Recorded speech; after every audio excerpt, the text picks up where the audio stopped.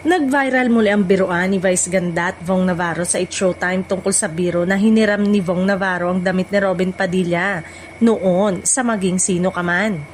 Dagdag ni Vice, "Galing, idol ko to."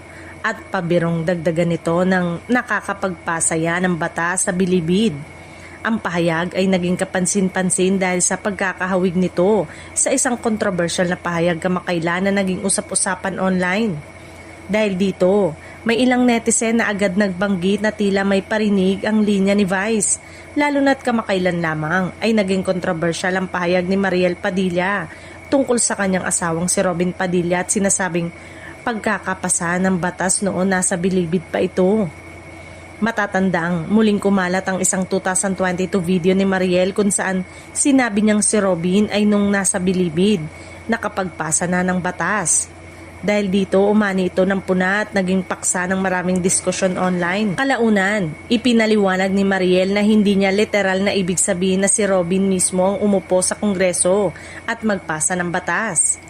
Gayunman, hanggang ngayon ay wala namang direktang pahayag si Vice Ganda na ang kanyang banat ay para kina Mariel at Robin.